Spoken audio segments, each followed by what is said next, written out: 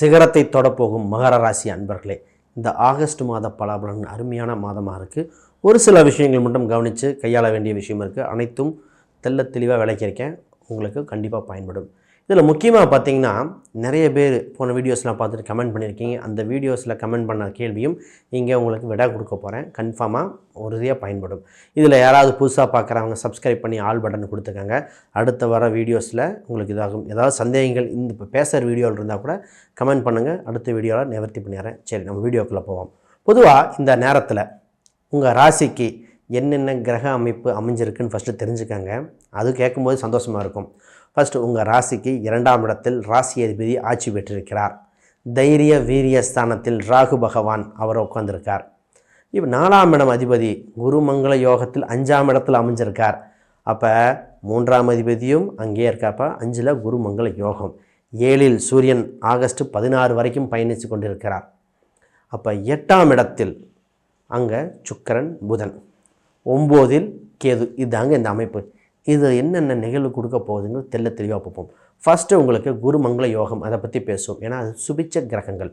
குரு பார்க்க கோடி நன்மை. உங்களுக்கு அந்த கோடி நன்மை அவரே இன்னும் சந்தோஷமாக இருந்தால் அள்ளி கொடுக்க போகிறாருப்போம். அப்போ குருமங்கள யோகத்தில் இருக்கிறனால உங்கள் ராசிக்கு குரு பார்வை இருக்கிறனால கூட 4ஆம் அதிபதி இப்போ உங்களுக்கு வாகன யோகம் உண்டு. இந்த நேரத்தில் நிறைய பேர் கம்ப்ளைண்ட் என்னென்னா, சார் வாகனம் வீடு சொத்து இது சம்மந்தப்பட்டது நிறைய இதாக இருந்தது. அது இந்த குறிப்பாக மழை காலத்தில் என்ன நடந்ததுன்னா, மழை நீர் தேங்கி நிற்குது அது இதுன்னு கம்ப்ளைண்ட் பண்ணிங்க இல்லையா, உங்களுக்கு பராமரிப்பு பண்ணி சீராகக்கூடிய காலகட்டம் உண்டு. இப்போ சொத்து யோகமும் வாகன யோகமும் புது வீடு அமையிற காலகட்டம் வந்தாச்சு. உங்களுக்கு உறுதியாக நீங்கள் இப்போ ரொம்ப நாளாக ட்ரை பண்ணிகிட்டு இருந்தான், ஒரு வீடு வாங்கினா நல்லாயிருக்கும், ஒரு சொத்து வாங்கினா நல்லாயிருக்கும், ஒரு இடம் இருக்குங்க, அந்த இடத்த கொடுத்துட்டு வேறு பக்கம் வாங்கினா இதாக இருக்கும், இந்த மாதிரி முயற்சி ஸ்தானங்கள் இருக்கா, உறுதியாக உங்களுக்கு இந்த பலன் பலிக்கும்.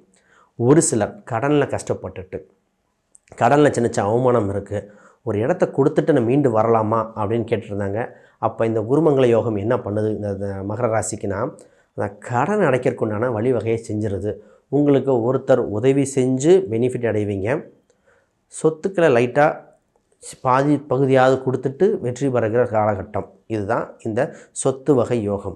இப்போ ஆல்ரெடி ஒரு சிலர், சார் எனக்கு கடன்லாம் இல்லை, சொத்து இருக்குது, இப்போ கொஞ்சம் பணம் இருக்குது, என்ன பண்ணலாம்? இப்போ உங்களுக்கு நீங்கள் இருக்கிற வீட்டு அருகிலே இல்லை அந்த ஊர் பக்கத்திலே ஒரு சொத்து வரப்போகிறது. அந்த சொத்தை நீங்கள் முயற்சி செய்யுங்க, உறுதியாக கிடைக்கிற யோகம். ஆக மொத்தம் வண்டி வாகனம் இடம் சொத்து யோகம் உண்டு. ஒரு சில கம்ப்ளைண்ட் என்னென்னா, சார் நாங்கள் வீடு கட்டியிருக்கோம், சின்ன சின்ன பராமரிப்பு செலவு வாஸ்து தொந்தரவு இருந்துக்கிட்டே இருக்குது, ஒரு பக்கம் இன்னும் பூச்சி வேலையோ பெயிண்டிங் வேலையோ பெண்ட் ஆகிட்டே இருக்குங்க சார், முடியவே இல்லை, பெண்டிங் இருக்குன்னா அதெல்லாம் நிவர்த்தி செஞ்சு உங்களுக்கு ஆவணி மாதத்திலேயே ஒன்று நீங்கள் குடி போகலாம் அல்லது வாடகைக்கு விட்டு வருமானம் செய்யக்கூடியது.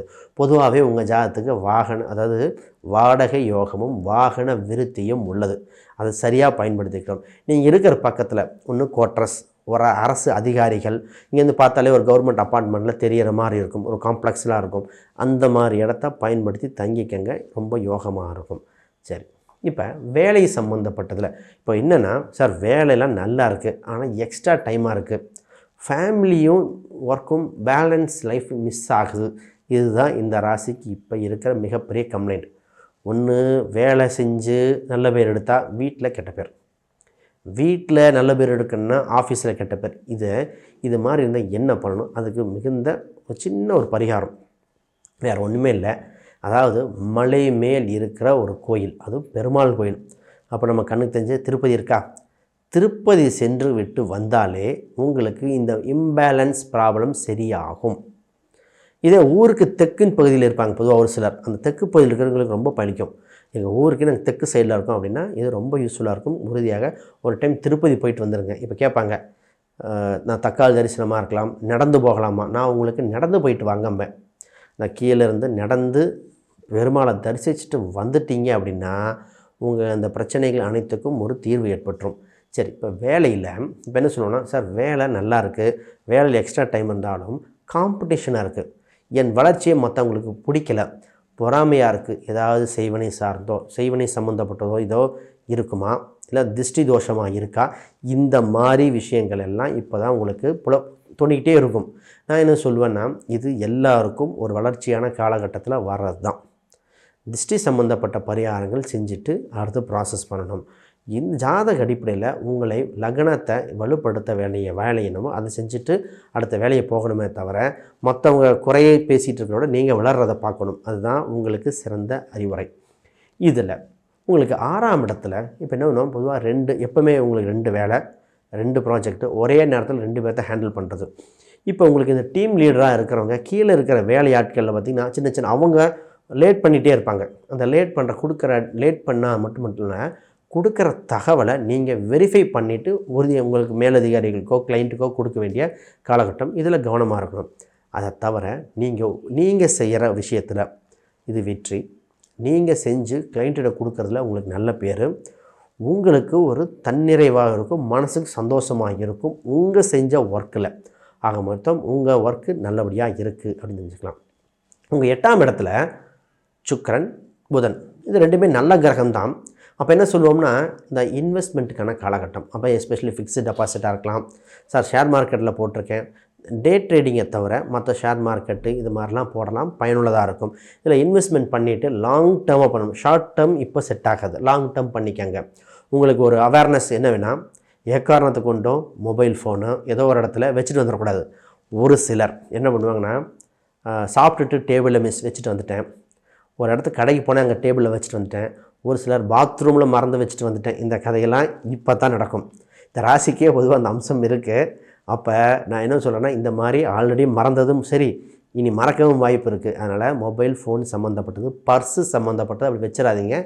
ஒரு சில தவறுகள் ஏற்பட வாய்ப்பு இருக்குது, திருப்பி கிடைக்காமல் போயிடும்.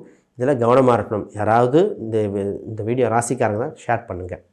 இப்போ தந்தையின் உடல் உபாதைகள் இதை கொஞ்சம் பார்க்கணும். ஏன்னா காரகத்துவமும் அந்த பாவ கிரகம் 2மே சூரியன் புதன் 2மே பார்த்திங்கன்னா மறைய போகுது. அப்போ தந்தைக்கு சின்ன சின்ன உடல் உபாதைகள் வருகிற காலகட்டமாக இருக்குது. இதில் கவனம். இப்போ என்ன சொல்லுவோம், ஏதோ ஒரு தலை சுற்றுறதா இருக்கலாம், நரம்பு சம்மந்தப்பட்டதாக இருக்கலாம், இந்த மூட்டு சம்மந்தப்பட்ட பிரச்சனைகள். ஒரு சிலருக்கு இந்த ஹார்ட்டு பண்ணாங்க பார்த்திங்களா, அந்த ஸ்டட்டு அவங்களுக்கு சின்ன தொந்தரவு இருக்குது. ஆனால் இது பயப்படுற அளவுக்கு போகுமா அப்படின்னா அது இல்லை. அது ஜாதகத்தை வச்சு உறுதிப்படுத்தும், கோச்சாரத்துலேயும் அந்த அளவுக்கு பயப்படுத்த காட்டலை. அப்போ ஒரு அவேர்னஸுக்காக சொல்ல போகிற விஷயமே தவிர பயப்படக்கூடாது. நல்லதாகவே சொல்லிட்டு போகிறதுங்கிறது ஒரு கேட்டகரி, என்ன இருக்கோ சொல்கிறது ஒரு கேட்டகரி. நம்ம என்ன இருக்குது அதை சொல்லிகிட்ருக்கோம். சரி, இப்போ தொழில் ஸ்தானம் உங்கள் ராசிக்கு 10வது ஸ்தானம் சுக்கிரன். இந்த சுக்கிரன் பார்த்திங்கன்னா இப்பொழுது 8ல் பயணிச்சிட்ருக்கார். இப்போ என்ன ஒரே ஒரு விஷயம்னா, சார் பிஸ்னஸ் வேலையில் நல்லா போகுது, கையில் காசு நிற்க மாட்டேது, பிஸ்னஸ் பண்ணுறேன்னா வேலையாட்களா எல்லாமே பர்ஃபெக்டாக இருக்குது, வீட்டில் காசு இல்லையா, பணம் வருது, அதை எடுத்து வேறு பக்கம் இன்வெஸ்ட் பண்ணிகிட்டே இருக்கேன், அது எப்போ, அதாவது கண்ணுக்கு காசு தெரிஞ்சோ வீட்டுக்கு வர மாட்டாரா அந்த லட்சுமி அப்படிம்பாங்க. அந்த மாதிரி நான் என்ன சொல்லுவேன்னா, செலவினங்கள் வருமானத்துக்கு மிகுந்த செலவினங்கள் அதிகம் இருக்குது. நிர்வாகத்தில் இப்போ என்ன உங்கள் மேலே ஒரு கம்ப்ளைண்ட் வரும்னா, 100 ரூபா செய்ய வேண்டிய செலவை 150 ரூபா செய்கிறீங்க. ஒரு சில தேவையற்ற செலவினங்கள் குறைக்கிறதே உங்களுக்கு பரிகாரங்க. இதுக்கு நம்ம கோயில் பரிகாரம் கொடுக்கறத விட நிர்வாகத்தில் உங்களுக்கு என்ன சொல்லணும், இந்த கௌரவம், சொன்ன வாக்கை தவறக்கூடாது, கொஞ்சம் எல்லோரும் ஸ்டேட்டஸ் மெயின்டைன் பண்ணணும் அப்படிங்கிறதுக்காக செலவினங்கள் மட்டும் போயிடக்கூடாது. அது போகிறனாலே 1க்கு 2 செலவாகும். முடியலை அப்படின்னா முடியலைன்னு டேரெக்டாக சொல்லிடலாம். அதுக்காக உங்கள் கான்ட்ராக்டை வேற ஒருத்தர் கொடுத்து அந்த பொருளை அவங்க வாங்கி கொடுத்த அலைச்சல் அதிகம், வருமானம் 0 அப்படின்னு ஆயிரும். அப்போ இந்த நேரத்தை கொஞ்சம் ஸ்மார்ட் ஒர்க் பண்ணணும், ஹார்ட் ஒர்க்கு உங்களுக்கு தேவையில்லை. இதில் உங்கள் ராசிக்கு 2ஆம் இடத்துல சனி வலுத்திருக்கு, இன்னும் ஆட்சி இல்லையா. அப்போ என்ன சொல்லுவோம்னா, வேலையாட்களாக இருக்கலாம், கான்ட்ராக்ட் சம்மந்தப்பட்டதாக இருக்கலாம், பண சம்மந்தப்பட்ட விஷயங்கள் வட்டி கொடுத்து வாங்குறது, இந்த மாதிரி விஷயங்கள் இப்போ சீராகும். ரொம்ப நாளாக இருந்த பிரச்சனைகளை ஒரு முடிவுக்கு வந்து இதாகும். 8ஆம் இடத்துல புதன் சுக்கிரன் இருக்கிறனால வயது குறைந்த பெண்கள்கிட்ட நீங்கள் சொல்கிறது கருத்து தப்பாக எடுத்துக்கலாம். அந்த வேலை செய்யும் இடத்துல பெண்ணுக்கே செட் ஆகும். பெண்ணாக இருக்கிறவங்க இன்னொரு பெண்ணு பொறாமப்படக்கூடிய சூழ்நிலை இருக்குது. அப்போ என்ன சொல்லலாம், கொஞ்சம் நேரம் உங்கள் சீக்கிரட்டை மெயின்டைன் பண்ண வேண்டிய விஷயமே தவிர உங்கள் பணம் சம்மந்தப்பட்ட விஷயத்தை வெளியே சொல்ல வேண்டிய அவசியம் இல்லை. இது உங்கள் குடும்பத்தில் ஏற்பட்ட பிரச்சனைகள் முடிவுக்கு வந்து சுபிச்சமாகுது. முதல்லாம் பார்த்தீங்கன்னா குடும்பத்தில் ஒன்று மாற்றி ஒன்று குழப்பம், அப்பா பேசலை, அப்பா அந்த தொந்தரவு, அம்மா பிரச்சனை, கணவன் மனைவி தொந்தரவு, இதெல்லாம் மாறி மாறி நடந்துட்டு இருந்தது. அதுக்கெல்லாம் ஒரு முடிவு காலம் வந்து இப்போது குடும்பத்தில் ஒரு நார்மல் பர்சன், நார்மல் ஸ்டேட்டஸ் வரப்போகுது. அப்போ இந்த நார்மல் நிலையை மெயின்டைன் பண்ணுறதுக்கு ஒரு சில பரிகாரங்கள் தேவைப்படுது. அது என்ன பரிகாரம் அப்படின்னா, ஞாயிற்றுக்கிழமை அன்றைக்கி நல்லா கவனிங்க, பரிகாரமே கொஞ்சம் வித்தியாசம். ஞாயிற்றுக்கிழமை அன்றைக்கி சனீஸ்வரர் வழிபாடு, வேறு வழியே இல்லை. அதாவது சனிக்கிழமை சனீஸ்வரர் வழிபாடுங்கிறது பொது பரிகாரம். உங்களுக்கு ஞாயிற்றுக்கிழமை அன்றைக்கி சனீஸ்வரர் வழிபாடு, சனிக்கிழமை அன்றைக்கி சிவன் வழிபாடு. இது பிரதோஷம், சனி பிரதோஷத்துக்காக சொல்ல, ஏதோ சிவன் கோயில். இந்த காம்பினேஷன் மாற்றி பண்ணும்போது ஆல்ரெடி ஏற்பட்டிருந்த தங்கு தடைகள் விலகி சுபிச்ச நிலைகள் வருகிறது.